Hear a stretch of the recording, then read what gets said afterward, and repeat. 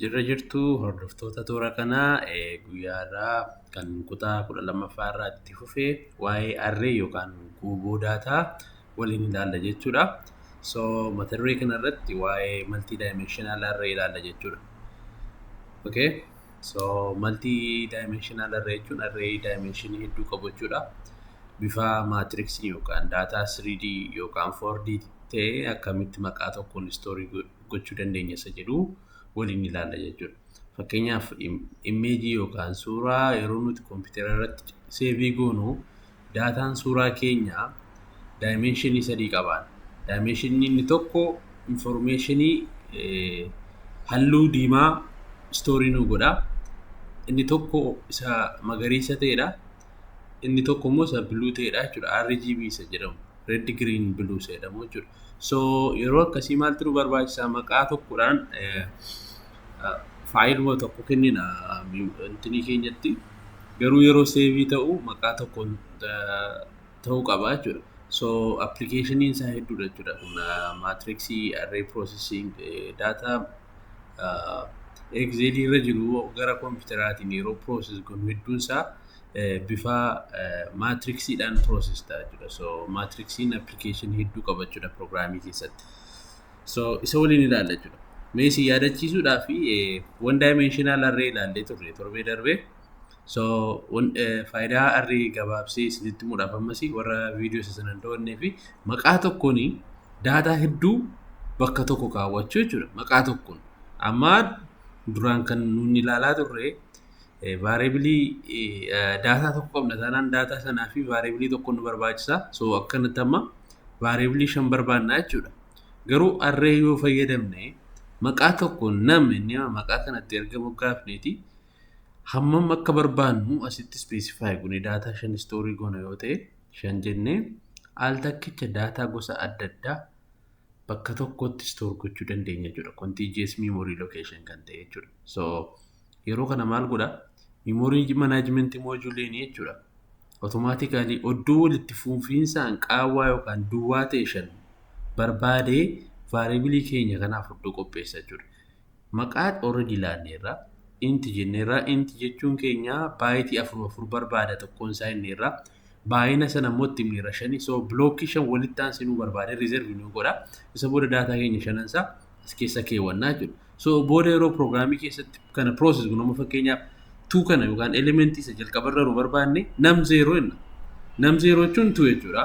Num 1 jechuun 8 dha. Maaliif memory location yeroo hundaa duwwaarraa ka'a. So inni dhuma 4 ta'a jechuudha kanaaf jedhee.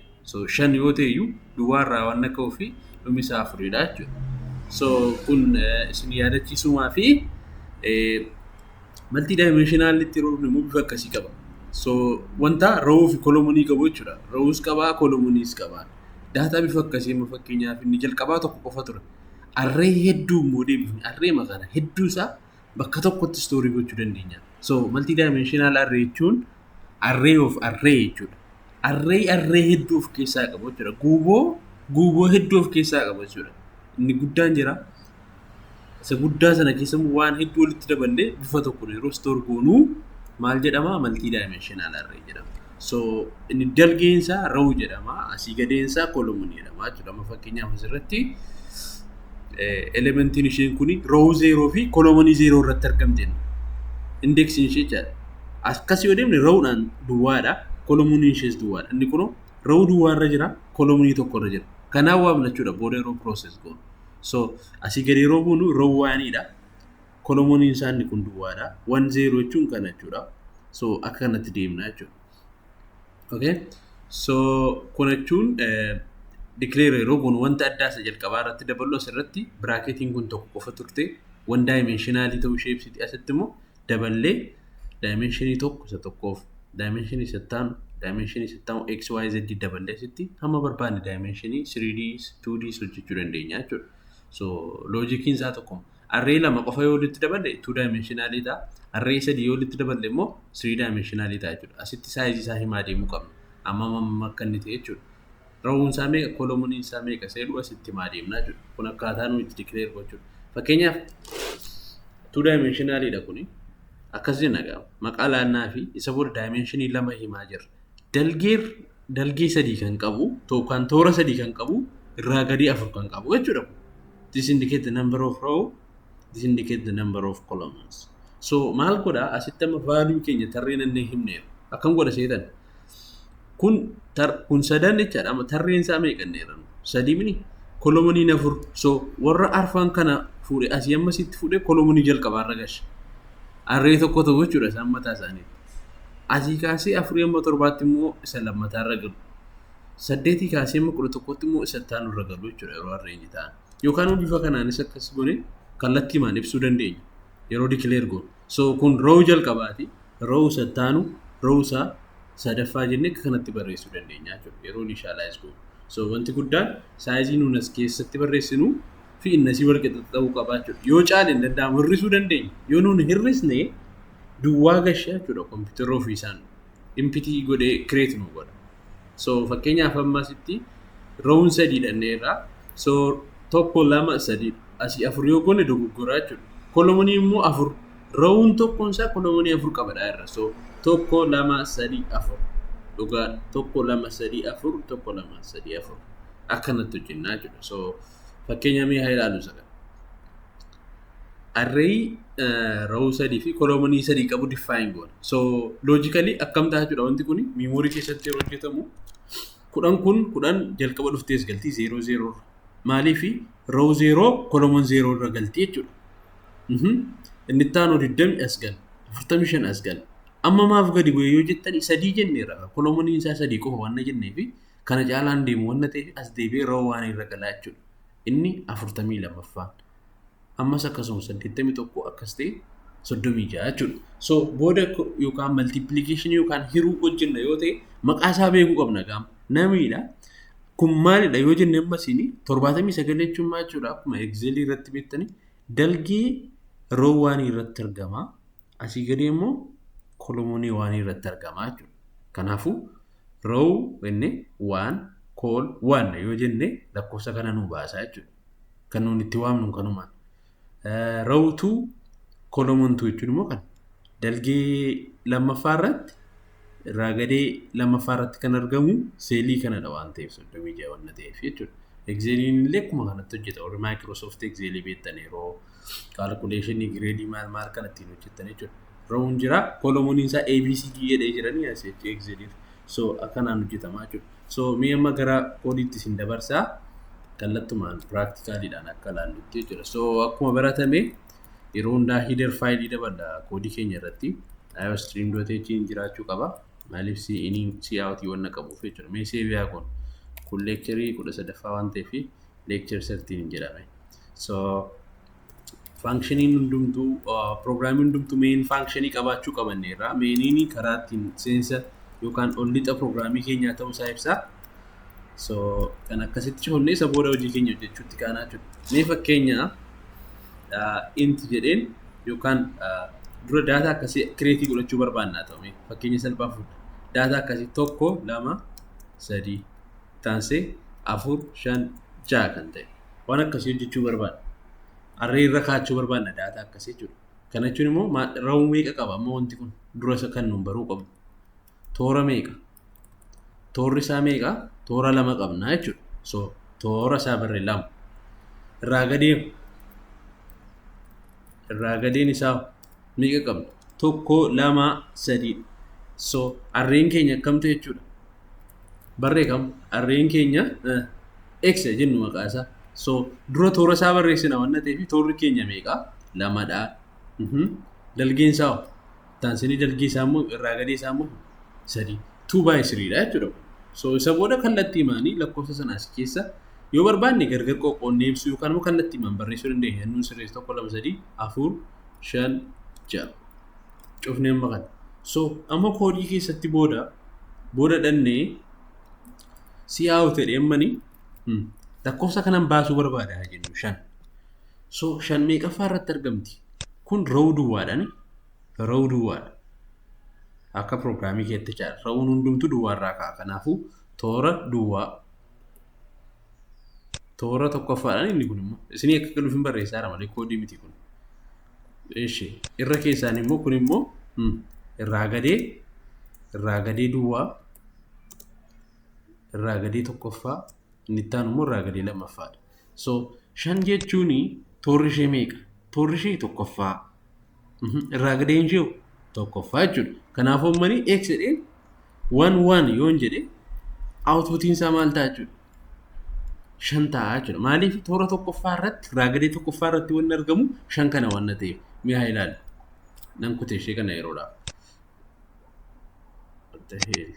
Semikolonii irraanfanneerra as. Statementiin C++ keessatti hundumtuu semikoloniidhaan dhumuu qabu.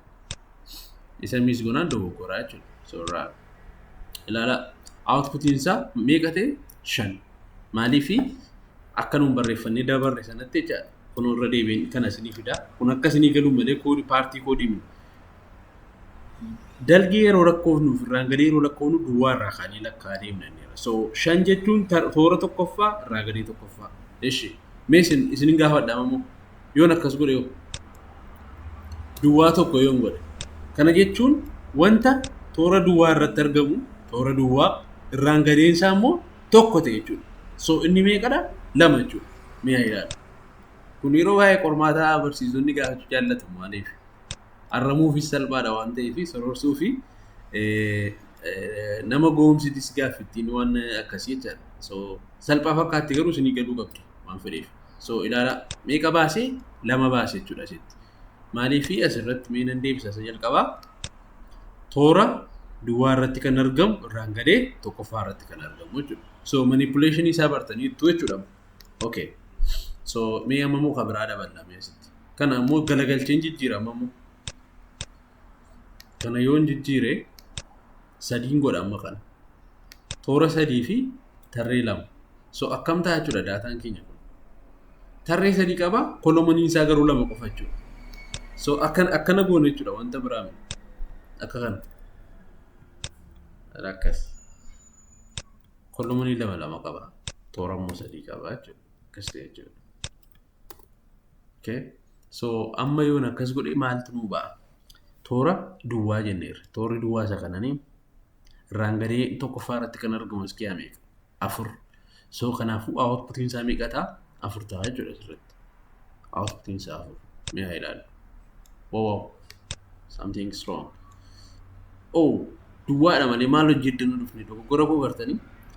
Duwwaa jechuun asiisa kana isa jalqabaa jechuudha. So duwwaa kana keessa kolomonii 2ffaa irra kan jiru 2 waan ta'eef 2 ba'a. Inni kun kan inni boo yeroo inni 1 ta'udha. Kuni 1 yoo ta'e 4 ba'a. Haa ilaallu.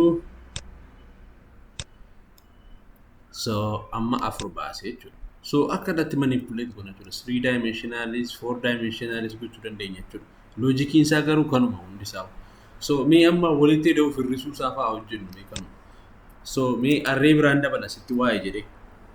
Isa saayiziin isaa tokko ta'uu qaban maatriksii keessatti maatsiin yaadattu walitti hidhuudhaa fi saayiziin isaa tokko ta'uu qaba. So mee kana immoo 2 3 jedha isa jalqaba.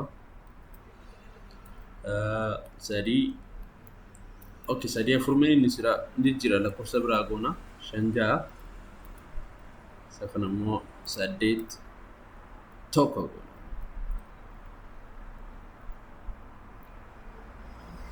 Okay, you can afford. Okay, so malam barbaadna amma koodiidhaan tokko walitti hidhuurra tokko isaanii qofaatti walitti hidhuu dandeenya. Fakkeenyaaf si'aa ta'ee indeksii isaanii waamna gaa x of 2 3 plus y of 3 2 jedhe. Eenyu kan yaaluu danda'u deebii kana. So mee haa ilaalluudha. Kuni toora meeqaffaadhaan dheera. Kun toora duwwaadha. Toora tokkoffaadha. Okay, 3 jiru as keessa. Kun dogoggora. Indeksii kana hin qabu. Maaliif toorri inni dhumaasa kana waan ta'eef. So kun toora duwwaadha. Toora duwwaadha inni kuni. Toora duwwaa, toora tokkoffaa, toora lammaffaa jechuudha. So asirraa kan nuti jechaa jirru toora okay, y dogoggorreera. Y nama maaksimaamii 2 as keessa garuu kana 3 barreessineerra waan ta'eef hir'isuu qabna. Indeksii isaan dogoggorreera. Okay, 2 1 2 1. atau booda jijjiiree lakkoofsa isaa. So toora lamaffaarra wanti argamu asidha. Toorri lamaffaa kana. So toora lamaffaa keessaa koloomuniin isaa moo meeqa asii? Tokko. So tokko irratti kan argamu ja'adha jechuudha. So isheen kun himi kuni ja'a baafti jechuudha. So ja'a. Booda kompiitarri ofiin hojjeta isinitti agarsiisuudha. Waayituu waan inni akkuma kana as keessaati. Asiitii toora lammaffaadha irraa gadee tokkoffaan maalidha? Yaa toora lammaffaa duwwaa tokko lama. Isa booda irraa gadeen isaa immoo tokkoffaa kan ta'e tokkodha. Inni kun duwwaadha waan ta'eef. So deebiin isaa torba ta'uu qaba jechuudha. Akka kan hojjenne kanatti. So mee haa ilaallu. Kompiitarri meeqa akka baasu jechaadha. Yap torba baase. Maaliif kanaaf kanadha walitti ta'uudhaan nuun hojjechaa jiru. 2 jechuun 6dha. Y of 2 jechuun immoo wanii wanna ta'eefi torbaa fi jaaf tokko torba nu baasa jechuudha outputiin isaa. So koodii keessatti immoo tokko tokkoon akka kana walitti ta'uu hin dandeenyu. Mini so kanaaf maal gochuu qabna?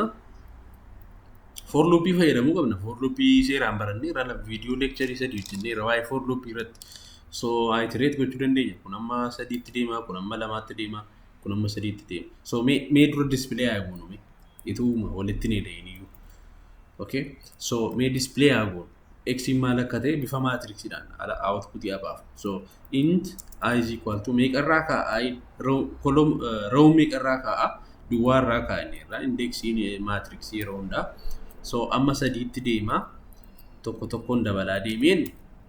So warri mata duree kana hordofne deebi'aatii do'adhaa isa waa'ee for loopii amma yeroo hin qabnu isaa ibsuudhaaf gadi fageenyaaf. Amma immoo kolomonii isaa himna. J is equal to nested for loopii keessatti discuss gooneerra kan. J is less than J ni immoo meeqaatti amma 2tti. So J plus plus jennaa sitti. So sadhuma amma outputii keenya baasuu dandeenya jechuudha. So lama masaafu C out magaa maal baafna sitti? X idhani X of I J akka inni gidduu isaa space nu buusuuf immoo akka inni walitti duucheen baafneef jechuudha. So toora tokkoffaa erga baasee dhufe fixe indi line akka godhuuf as keessaa baane row tokko erga fixe jechuudha as keessaa. Row ni jalqabaa yeroo dhufu kan hojjetee fixa. Rowicha yeroo fixu dhufee kana baasee row sattaan nutti ce'aa jechuudha. Kanaafuu space buufanna gidduutti. Kanaachi tarreema tokko irratti nu jalaa yaasa hundasaa. Go. Look. Waan barbaanne argannee irrama X kee maal ta'a? Tokko lamani tokko lami kun akka kanatti baate isa booda indi line goone ilaalaa asitti. Toora tokkoffaa erga fixee akka inni gadi bu'a jenneera kunuunsi. C out statementii kanatu hojjetas. Ishee kana balleessinaan hundi isaanii tooruma tokko irra galu. Okay? Isa booda 3 4 baase isa kanadha. Isa booda 5 6 baase akkanaan itti fufee jechuudha. Okay? So sanaaf isa akkuma kanatti hojjechuu dandeenya. Ni galee? So asitti kan Y's deebisnee baasuu dandeenya. Kanuma Y'itti jijjiiruudha waan biraan qabu. Dimension isaanii wal qixa waan ta'eef tokkuma lamaan isaanii. Run. So ilaalaasis jalqabarra kan jiru 2 3 dha. 2 3 baasee 5 6 4 1 baasee jechaadha taasise. So amma gaa maal gochuuf deemna? Kana walitti da'uudha kaayyoon keenya. Walitti da'uudha malee ala baasuu miti. So maatriksii kana lamaan walitti da'uu barbaadna. So edaanee immoo waan tokko irra kaa'achuu qabna. Kanaafuu saaminni akkuma isaa lakkoofsa walitti da'uu hojjechaa turre kanaan dura 3 2 is equal to empty goona maga jalqaba wanna tokko hin qabu akkanatti declare goona. So empty goone duwwaadha jechuudha elementiin kun. So yeroo walitti daanu asitti walitti daanaga. Saamiin kuni sum of I J. So jalqaba yeroo seenu kun maal ta'a? I'n duwwaadha 0 dha inni taanu. So 0 0 ni kanaaf kana walitti da'uu danda'a. 0 1 immoo kanaaf kana walitti da'uu danda'a. 0 2 jechuun immoo kanaaf kana walitti da'uu dandeetti himnaa jechuudha. So kanammoo waa'ee loopii keessatti isin barsiiseera waan ta'eef deebi'aa yaadadha akkamitti kana hojjennu. So straightforward. X of ij plus y of I nested for loop jechuudha mata duree sana duwwaadhaa sirriitti. So ammoo walitti hidhan. Kana jechuun maal goone jalqaba yeroo seenu piroograamiin kun asirraa duwwaa irraa ka'a. So ayin duwwaadha. Ayi duwwaadha asimmoo yeroo ga'u dhufee maal ta'a? Himi kun dhugaa waan ta'uuf gadi bu'a. Isa booda jeen maal taati? Duwwaa taati. Mini isa booda sikaa dhufee maal godha? Sum of ij. So samiin 00 ni ta'a. X of 00 plus y of 00.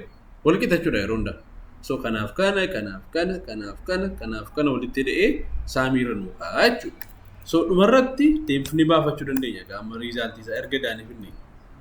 Iduu isaa jenneen so see out bareechumaaf the sum of two matrix